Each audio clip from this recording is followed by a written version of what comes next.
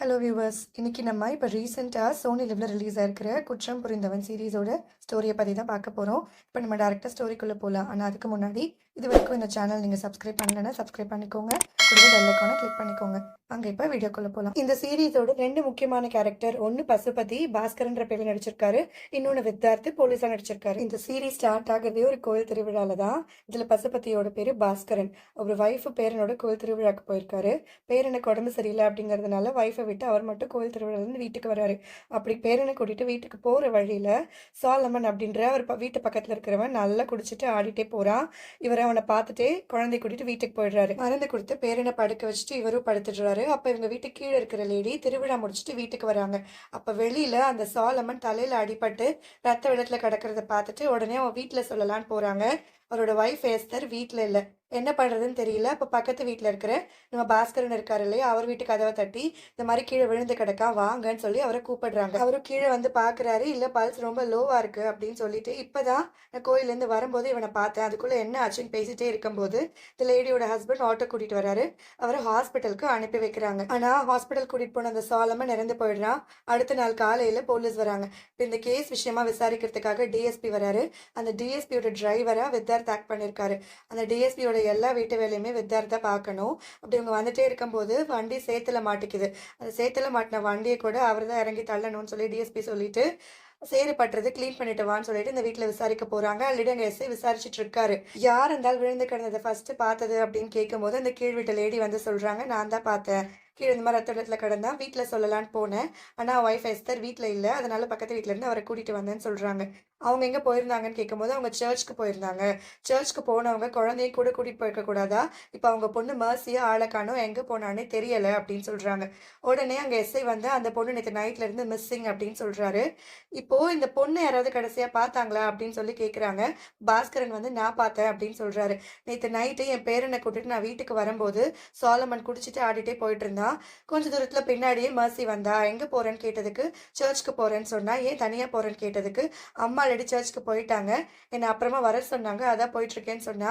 பார்த்துப்போன்னு சொல்லிட்டு நான் வீட்டுக்கு வந்துட்டேன். வீட்டுக்கு வந்த அப்புறமா என் பேரனுக்கு உடம்பு சரியில்லைங்கிறதுனால அவனையும் படுக்க வச்சுட்டு நானும் படுத்து தூங்கிட்டேன். இவங்க வந்து கதை தட்டி கூப்பிட்ட அப்புறமா தான் எனக்கே தெரியும் அப்படின்னு சொல்றாரு. இப்போ இந்த சோழனோட ஒய்ஃப் எங்க அப்படின்னு கேட்குறாங்க. அவங்க இப்பதான் ஹாஸ்பிட்டல்ல இருந்து வந்துட்டு இருக்காங்க அப்படின்னு சொல்லி இவங்க பேசிட்டே இருக்கும் போதே அவங்க ஹாஸ்பிட்டல்ல இருந்து வந்துடுறாங்க. நீங்க தான் உங்க குழந்தைய வந்து சர்ச்சுக்கு வர சொன்னீங்களா அப்படின்னு சொல்லி கேட்குறாங்க. ஆமா, நான் தான் வர சொன்னேன்னு சொல்றாங்க. எதுக்காக நைட் டைம்ல குழந்தை எப்படி தனியாக அனுப்புனீங்கன்னு சொல்லி கேட்குறாங்க. அவ சர்ச்சுக்கு வர்றது வழக்கம் தான், இதெல்லாம் அவளுக்கு புதுசு கிடையாது, அதனால தான் வர சொன்னேன் அப்படின்னு சொல்றாங்க. இப்படி பேசிட்டே இருக்கும்போது பாஸ்கரன் வந்து பேரனுக்கு உடம்பு சரியில்லை, ஹாஸ்பிட்டல் கூட்டிட்டு போகணும் அப்படின்னு சொல்லி கேட்குறாரு. சரி போங்க, ஆனால் இங்கே சொன்னது எல்லாத்தையுமே ஸ்டேஷனுக்கு வந்து ஸ்டேட்மெண்ட்டை எழுதி கொடுக்கணும் அப்படின்னு சொல்றாங்க. இப்போ இவர் குழந்தையை கூட்டிட்டு ஹாஸ்பிட்டலுக்கு போறாரு. இங்க போலீஸ் விசாரிச்சுட்டு இருக்காங்க இல்லையா, இன்ஸ்பெக்டர் டிஎஸ்பி கிட்ட வந்து ஏற்கனவே இந்த ஏரியால 2 பொண்ணுங்க காணாம போயிருக்காங்க, இப்போ 3வது ஒரு பொண்ணு காணாம போயிருக்கு, அதுக்கு இதுக்கு ஏதாவது சம்மந்தம் இருக்குமோ அப்படின்னு சொல்லி சொல்றாரு. இதுக்கு முன்னாடி காணாம போனதெல்லாம் வெறும் மிஸ்ஸிங் கேஸ் தான், ஆனா எங்க அப்பாவும் சேர்ந்து செத்து போயிருக்கான், அது இதையும் ஒன்னும் ஆக்காதுன்னு சொல்லிட்டு டிஎஸ்பி அங்கேருந்து கிளம்பிடுறாரு. இப்போ அந்த ஏரியால இருக்கிற எல்லார்கிட்டையும் இந்த சாலமனுக்கு வேற யாரு கூட ஏதாவது பிரச்சனை இருக்கா அப்படின்னு விசாரிக்கிறாங்க.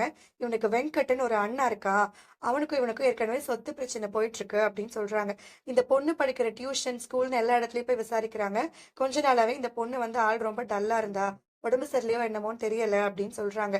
மற்றபடி வேற யாருக்குமே பெருசா எதுவுமே தெரியல. இந்த வெங்கட் எங்க இருக்கான்னு தேடலாம் அப்படின்னு சொல்லிட்டு அவன் வீட்டுக்கு போறாங்க. போய் பார்த்தா அந்த வெங்கட் வந்து பக்கத்து ஊர்ல பில்டிங் விஷயமா போயிருக்கா, அவர் மேஸ்திரி வேலை பாக்குறாரு அப்படின்னு அவங்க வைஃப் சொல்றாங்க. கோயில் பூசாரி வேலையெல்லாம் அவர் பாப்பாராமே, திருவிழா டைம்ல எதுக்காக கோயில் இல்லாம அவர் வேற ஊருக்கு போயிருக்காரு அப்படின்னு போலீஸ் கேக்குறாங்க. இதுல வர வருமானம் மட்டும் எப்படி எங்களுக்கு பத்தும், இந்த மாதிரி எப்பயாவது வேற வேலை வந்தா செய்யறதுக்கு போவாரு அப்படின்னு சொல்றாங்க. இங்கே எல்லார்கிட்டயும் விசாரிச்சுட்டு இருக்காங்க. இன்னொரு பக்கம் நம்ம வித்தார்த் இருக்காரு இல்லையா, டிஎஸ்பியோட டிரைவரா இருக்கிறதுனால அவங்க வீட்டோட பிளம்பிங் வேலையில இருந்து துணி காய வைக்கிற வேலை வரைக்கும் எல்லா எடுபடி வேலையும் பார்த்துட்டு இருக்காரு. இன்னொரு பக்கம் ஹாஸ்பிட்டலுக்கு பேரனை கூட்டிட்டு போனார் இல்லையா பாஸ்கரன், அங்க டாக்டர்ஸ் வந்து இப்போதைக்கு பையனுக்கு மெடிசன்ஸ் எல்லாம் கொடுக்குறோம், ஆனா இப்படியே வச்சிருக்க முடியாது, பிரெயின்ல பிரச்சனை இருக்கிறதுனால எவ்வளவு சீக்கிரம் முடியுமோ அவ்வளவு சீக்கிரம் ஆப்ரேஷன் பண்ணணும், ஆனா இந்த சின்ன ஹாஸ்பிட்டல்ல அந்த ஃபெசிலிட்டிஸ் எல்லாம் இல்ல, ஸோ டவுனுக்கு தான் கூட்டிட்டு போகணும், அதுக்கு நிறைய செலவாகும் அப்படின்னு சொல்றாங்க. இவர் வந்து இங்க ஹாஸ்பிட்டல்ல தான் ஃபார்மசியில் வேலை பார்த்துட்டு இருக்காரு. இன்னைக்கு தான் இவருக்கு அங்கே கடைசி நாள் என்னோட ரிட்டையர் ஆகுறாரு. இந்த ரிட்டையர்மெண்ட் காசை வச்சு தான் இவர் வீடு கட்டணும்னு பிளான் பண்ணியிருப்பாரு. ஆனால் பேரனுக்கு இப்படி ஆனதுனால அந்த பைசா வச்சு தான் அவனுக்கு ஆப்ரேஷன் பண்ணணும் அப்படின்னு டிசைட் பண்ணியிருப்பாரு. இது எல்லாத்தையுமே டாக்டர் கிட்ட பேசிட்டு இருக்காங்க. அதே நேரம் இன்னொரு பக்கம் சோலமனோட பாடி வீட்டுக்கு வந்துடுது. அவனுக்கு இறுதி சடங்கு எல்லாம் பண்ணிட்டு இருக்காங்க. அந்த பக்கம் பாடியை சுடுகாட்டு கொண்டு போன உடனே இந்த பக்கம் எஸ்தர் அவங்க பொண்ணை காணும்னு தேட போறாங்க. எல்லா இடத்துலயும் தேடிட்டு கடைசியா வித்தார்த் இருக்காரு இல்லையா, அவரோட வீட்டுக்கு வராங்க. என் பொண்ணு எங்கேயாவது பார்த்தீங்களா அப்படின்னு சொல்லி கேட்குறாங்க. ஏன்னா வித்தார்த்தோட பொண்ணும் இந்த மர்சியும் ஒரே கிளாஸ்ல தான் படிக்கிறாங்க. அவங்களும் எதுவும் தெரியாதுன்னு சொன்னது, எப்படியாவது என் பொண்ணு சீக்கிரமா கண்டுபிடிச்சு கொடுக்க சொல்லுங்க அப்படின்னு சொல்லிட்டு அங்கேருந்து போறாங்க. இப்போ பாஸ்கரன் இருக்காரு இல்லையா, அவர் அன்னைக்கு தான் ரிட்டையர் ஆறாரு அப்படிங்கிறதுனால அவருக்கு ஃபங்க்ஷன் எல்லாம் நடக்குது. ஃபங்க்ஷன் நடந்து முடிஞ்சதும் இப்போ அவர் போலீஸ் ஸ்டேஷனுக்கு வராரு. வித்தார்த்தோட பொண்ணுக்கு அன்னைக்கு பர்த்டே. இவர் லேட்டாக தான் பொண்ணோட பர்த்டே பார்ட்டிக்கே போவாரு. ஆல்ரெடி அப்பா லேட்டாக வந்திருக்காருன்னு சொல்லி அந்த பொண்ணு கோவத்தில் இருப்பா. ஒரு கிஃப்ட் எல்லாம் கொடுத்தது, எனக்கு இதெல்லாம் வேண்டாம், என் கூட படிக்கிற மர்சியை காணோம், நீங்கள் தான் பெரிய போலீஸில், எப்படியாவது அவளை கண்டுபிடிச்சி கொடுங்க அப்படின்னு சொல்லுவா. நான் என் கூட வேலை பார்க்குற எல்லா போலீஸ்கிட்டையும் ஆர்டர் போட்டு சீக்கிரமாக கண்டுபிடிச்சி தர சொல்கிறேன் அப்படின்னு சொல்கிறாரு. அப்போ அவங்க ஒய்ஃப் வந்து இவரை தனியாக கூப்பிட்டு, இன்னும் எத்தனை நாளைக்கு தான் இப்படியே மறைச்சிட்டு இருக்க போறீங்க, அவர்கிட்ட உண்மையை சொல்லுங்கன்னு சொல்கிறாங்க. ஏன்னா அந்த பொண்ணுக்கு ஒரு டிரைவர் வேலை பார்க்குறாருன்னே தெரியாது, பெரிய போலீஸ்ன்னு நினச்சிட்டு இருக்கா. அந்த டைமில் ஸ்டேஷன்லேருந்து கால் வருது. சாலமனோட போஸ்ட்மார்ட்டம் ரிப்போர்ட்டை வாங்கிட்டு வர சொல்லி டிஎஸ்பி சொல்கிறாரு.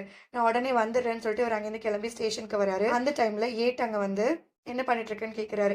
இவருக்கு மேலே விசாரணை கமிஷன் இருக்கு இல்லையா, இவர் திரும்ப திரும்ப பெட்டிஷன் எழுதி போட்டுட்டே இருக்காரு.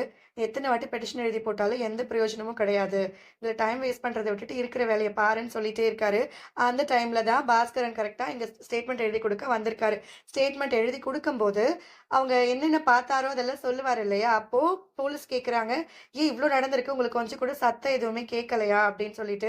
இல்லை, நான் லைட்டாக ட்ரிங்க்ஸ் பண்ணிட்டு படுத்துட்டேன், அவங்க வந்து கதவை தட்டின அப்புறம் தான் நானே எழுந்து பார்த்தேன், எனக்கு எதுவும் தெரியாதுன்னு சொன்னதும், சந்தேகப்படுற மாதிரி நீங்கள் வேறு ஏதாவது பார்த்தீங்களா அப்படின்னு சொல்லி கேட்குறாங்க. இவர் கொஞ்ச நேரம் யோசிச்சுட்டு, ஆமாம் அன்னைக்கு ஒரு ஆளை நான் பார்த்தேன், ஆனால் அவன் யாரு என்னன்னு தெரியல அப்படின்னு சொல்லிடுறாரு. இப்போ ஸ்டேட்மெண்ட் எழுதி கொடுத்துட்டு இவங்க ரிட்டர்ன் வீட்டுக்கு வராங்க. நான் போய் எஸ்தரை பார்த்துட்டு வரேன், நீங்கள் வீட்டுக்கு போங்கன்னு சொல்லி பாஸ்கரனோட ஒய்ஃப் அவங்கள அனுப்பி வச்சிடுறாங்க. அவங்க அங்கே போனதும் வீட்டுக்கு வந்து பேரனை படுக்க வச்சுட்டு ஃப்ரிட்ஜு சாவி போட்டு பூட்டி வச்சிருக்காரு. அதை திறக்கிறாரு. பார்த்தா உள்ளுக்குள்ள இவ்வளோ நாளாக இவங்க காணும்னு தேடிட்டு இருக்காங்க இல்லையா, அந்த மர்சியோட பாடி இருக்கு. அன்னைக்கு நைட்டு தூங்கிட்டு இருக்கு இவரோட ஒய்ஃபை எழுப்பி முக்கியமான ஒரு விஷயம் பேசணும் வான்னு சொல்லி தனியாக ஹாலுக்கு கூட்டிட்டு வராரு. அவங்க என்ன அப்படின்னு கேட்கும்போது, ஆக்சுவலாக அன்னைக்கு நைட்டு திருவிழா முடிச்சுட்டு நான் வீட்டுக்கு வரும்போது நான் வர வழியில் மர்சியை பார்க்கவே இல்லை. சாலமனதில் குடிச்சிட்டு போயிட்டே இருந்தா, நான் பாட்டுக்கு பேரனை வீட்டுக்கு கூப்பிட்டு வந்து படுக்க வச்சுட்டேன். கொஞ்ச நேரத்திலேயே திடீர்னு பயங்கரமாக கதவு தட்டுற சத்தம் கேட்டது. போய் பார்த்தா சாலமன் மர்சியை கையில் தூக்கிட்டு வந்தான். என் பொண்ணுக்கு ஏதோ ஆயிடுச்சு, யாரோ என் பொண்ணு ஏதோ பண்ணிட்டாங்க, ஏதாவது பண்ணி காப்பாத்துங்கன்னு சொன்னா. ஆனால் இதெல்லாம் நான் பார்க்கக்கூடாது, டாக்டர் கிட்ட தான் கூட்டிகிட்டு போகணும்னு அவன்கிட்ட எவ்வளவோ சொன்னேன், ஆனால் அவன் கேட்கவே இல்லை. சரி போய் எஸ்தரை கூட்டிகிட்டு வான்னு சொன்னால் அவள் இல்லை சர்ச் போயிருக்கான்னு சொன்னான். லேடிஸ் யாராவது கூப்பிட்டு வான்னு சொல்லி அனுப்பி வச்சுட்டு அந்த பொண்ணுக்கு நான் ஃபர்ஸ்ட் எய்ட் பண்ணிகிட்டே இருந்தேன். அந்த பொண்ணோட காதில் ரத்தம் வர ஆரம்பிச்சிருச்சு. சரி கண்டிப்பாக ஹாஸ்பிட்டல் தூக்கிட்டு போயே ஆகணும்னு தூக்கிட்டு போகும்போது ஊரில் திருவிழா நடக்கிறதுனால ஆள் நடமாட்டமே இல்லை, யாருமே இல்லை அப்படின்னு சோலமன் வந்து சொன்னான். ஹாஸ்பிட்டல் போகலாம் நாங்கள் பேசிட்டு இருக்கும்போதே மர்சி இறந்துட்டா. நான் கொண்டு வந்து டேபிளில் படுக்க வைக்கும் போது அவள் சட்டையில் ஏதோ எண்ணெய் மாதிரி இருந்தது. அது என்ன எடுத்து நான் ஸ்மெல் பண்ணிட்டே இருக்கும் போது ஒரு சத்தம் கேட்டது. வந்து பார்த்தா மர்சி இறந்த வருத்தத்துல சாலமன் மாடியில இருந்து கீழே குதிச்சிட்டான். நான் கீழே போய் பார்த்தா ஆல்ரெடி அவன் தலையில அடிப்பட்டு ரத்தம் வந்துட்டே இருந்தது. அந்த டைம்ல கீழ் வீட்டு லேடி வந்தாங்க. அதை பார்த்துட்டு நான் வேகமா வந்து வீட்டுக்குள்ள ஒழிஞ்சுக்கிட்டேன். அதுக்கப்புறம் கடகடன்னு மர்சியோட பாடியை ஒரு புடவையில சுத்தி ஃப்ரிட்ஜுக்குள்ள வச்சுட்டு அங்க கீழே இருந்த ரத்தக்கரை எல்லாத்தையுமே தொடச்சு அந்த இடத்த கிளீன் பண்ணிட்டு இவர் வீட்டுல இருக்கும் போதுதான் அந்த லேடி வந்து சாலமனுக்கு அடிபட்டிருக்குன்னு இவரை கூட்டிட்டு போவாங்க. எதுக்காக நான் வந்து மர்சி பாடியை ஃப்ரிட்ஜுக்குள்ள வச்சேன் அப்படின்னா, சாலமன் வந்து என்கிட்ட மர்சியை தூக்கிட்டு வந்தது எனக்கும் சாலமனுக்கும் மட்டும்தான் தெரியும். இப்போ அவன் இறந்து போயிட்டான். நான் வந்து இந்த மாதிரி கொண்டு வந்தா, நான் ட்ரீட்மெண்ட் பண்ண ட்ரை பண்ணேன்னு சொன்னா அதை யாராவது நம்புவாங்களா? நான் வேற ரிட்டையர்மெண்ட் பண்ணதுக்காக வெயிட் பண்ணிட்டு இருக்கேன். அதை வச்சுதான் நம்ம பேரனோட ஆபரேஷன் பண்ணணும். இந்த டைம்ல போலீஸ் கேஸ்ன்னு ஆயிடுச்சுன்னா ரிட்டையர்மெண்ட் காசு வராது, அப்புறம் பேரனை காப்பாற்ற முடியாது. இறந்து போன மர்சி முக்கியமா இல்ல உயிரோடு இருக்க நம்ம பேரை முக்கியமானு யோசிக்கும் போது நம்ம பேரன் தான் முக்கியம்னு எனக்கு தோணுச்சு. அதனால இந்த மாதிரி பண்ணிட்டேன்னு இவர் சொல்லி ஃப்ரிட்ஜை வேற திறந்து காட்டுறாரு. உள்ளுக்குள்ள அந்த மர்சியோட பாடி இருக்கிறத பார்த்ததும் இவரோட ஒய்ஃபுக்கு என்ன பேசுறதுன்னே தெரியல. அவங்க ரொம்பவே பயந்து போய் உட்காந்துருக்காங்க. இன்னொரு பக்கம் எஸ்தரோட வீட்டுல மர்சியோட பழைய போட்டோஸ் எல்லாம் எடுத்து பார்த்துட்டு போன்ல வீடியோஸ் எல்லாம் பார்த்து நினைச்சு பார்த்துட்டு இருக்காங்க. அப்ப அதுல ஒரு வீடியோ ஒன்று இருக்கு. இந்த மெர்சியோட பர்த்டே செலிப்ரேட் பண்ற வீடியோ. அந்த பர்த்டே அப்போ இந்த பாஸ்கரன் தான் அடிக்கடி சவுண்ட் வர மாதிரி ஒரு வாட்ச் ஒன்று அவளுக்கு ப்ரெசென்ட் பண்ணியிருப்பாரு. இன்னொரு பக்கம் ஸ்டேஷன்ல இந்த சாலமனோட அண்ணா வெங்கட் இருக்கான் இல்லையா, அவனை பத்தி டிஸ்கஸ் பண்ணிட்டு இருக்காங்க. அது மட்டும் இல்லாம இதுக்கு முன்னாடி 2 பொண்ணுங்க காணாம போனாங்க இல்லையா, அவங்க எல்லாருமே கோயில் திருவிழா அப்பதான் காணாம போயிருக்காங்க. இது மாதிரி திருவிழா நடக்கும்போது எதுக்காக பார்த்து பொண்ணுங்களை தூக்கணும், ஒருவேளை கூட்டமா இருக்கும், ஆள் யாரும் கண்டுபிடிக்க மாட்டாங்க அப்படின்றதுக்காக பண்ணிருப்பாங்களோ அப்படின்னு எல்லாம் இவங்க பேசிட்டே இருக்கும்போது சாலமனோட போஸ்ட்மார்ட்டம் ரிப்போர்ட்டை வாங்குறதுக்காக வித்தார்த் அங்க வந்திருப்பாரு. இவங்க பேசும்போது நடுவில் அவரும் அவரோட அசஜஷனை சொல்றாரு. நீங்க என்ன பண்ணிட்டு இருக்க, உனக்கு இங்க என்ன வேலைன்னு சொல்லி இன்ஸ்பெக்டர் திட்டுறாரு. நான் ரிப்போர்ட் வாங்க வந்தேன்னு சொன்னது நானே கொடுக்குறேன், வெளியே போய் நில்லுன்னு சொல்லிட்டு இவங்க பேசிட்டே இருக்காங்க. அந்த டைம்ல அந்த வெங்கட்டோட மொபைல் டவர் லொகேஷன் கிடைச்சிருக்குன்னு எஸ்ஐ வந்து சொல்றாரு. அந்த ஸ்பாட்டுக்கு போலான்னு வராங்க. இன்ஸ்பெக்டரோட காரை டீசல் போட போயிருக்கிறதுனால நம்ம வித்தார்த் இருக்காரு இல்லையா, அவரை டிஎஸ்பியோட கார் எடுக்க சொல்லி சொல்றாங்க. அவர் யோசிக்கிறாரு. அப்புறம் வேற வழி இல்லாம கிளம்பி போறாங்க. 2 டீமா பிரிஞ்சு. ஒரு டீம் எஸ்ஐ கூட வெங்கட் வீட்டுக்கு போறாங்க. இன்னொரு பக்கம் வித்தார்த்தும் இன்ஸ்பெக்டர் இந்த டவர் லொகேஷன் எந்த ஏரியாவோ அந்த ஏரியாவுக்கு போறாங்க. இந்த வெங்கட்டோட வீட்டுக்கு போன எஸ்ஐ அவங்க ஒய்ஃபோட போனை வாங்கி அந்த வெங்கட் எது கால் பண்ணிருக்கானு செக் பண்ணி பாக்குறாரு. ஆனா எந்த காலும் வரல. அப்ப அவங்க ஒய்ஃப் கிட்ட திருக்கஞ்சேரி அப்படிங்கிற ஊர்ல உங்களுக்கு சொந்தக்காரங்களோ தெரிஞ்சவங்களோ யாராவது இருக்காங்களா அப்படின்னு கேட்கும் போது அவங்க இல்லைன்னு சொல்றாங்க. நீங்க உண்மையை சொல்லல அப்படின்னா உங்களுக்கு தான் பிரச்சனைன்னு மிரட்டுறாங்க. இல்ல எங்களுக்கு தெரிஞ்சவங்க எல்லாம் யாரும் இல்ல, அங்க ஒரு ஏரி இருக்கு, அங்க எப்பயாவது ஒரு ஃப்ரெண்ட்ஸ் கூட போய் தண்ணி அடிப்பாரு அப்படின்னு சொல்றாங்க. உடனே இந்த விஷயத்த எஸ்ஐ டிஎஸ்பிக்கு கால் பண்ணி சொல்லவே அந்த ஏரி இருக்கிற ஸ்பாட்டுக்கு இவங்க போறாங்க. அங்க யாருமே இல்ல. அந்த ஏரியை சுத்தி இருக்கிற இடத்துல தேடும் போது அது ஃபுல்லா காட்டு பகுதி மாதிரி இருக்கு. டார்ச் லைட் அடிச்சு இவங்க தேடும் போது ஒரு இடத்துல மட்டும் புகையா வருது. பக்கத்துல போய் பாக்குறாங்க. ஒரு ஷர்ட்டோட காலர் பீஸு ஒரு குழந்தையோட இன்னரும் அங்கே எரிஞ்சிட்டு இருக்கு. அதில் ரத்த கரை வேற இருக்கு. அதை எடுத்துட்டு உடனே ஸ்டேஷனுக்கு வராங்க. இங்கே இன்னொரு பக்கம் பாஸ்கரன் இருக்காரு இல்லையா, இப்போ ஒய்ஃப் கிட்ட இந்த விஷயத்த சொன்னதும் அவங்க ஏற்கனவே அரண்டு போயிருக்காங்க. 2 பேரும் வாசல்ல வந்து நின்று யோசிச்சுட்டே இருக்காங்க. அப்போ கரெக்டாக எஸ்தர் வெளியில வராங்க. இந்த மாதிரி போலீஸ் கிட்ட ஸ்டேட்மெண்ட் கொடுக்கும்போது மரத்துக்கு பின்னாடி யாரையோ பார்த்துதான் நீங்க சொன்னீங்களாமே, அதையே என்கிட்ட நீங்க சொல்லவே இல்லைன்னு கேட்டுட்டே இருக்காங்க.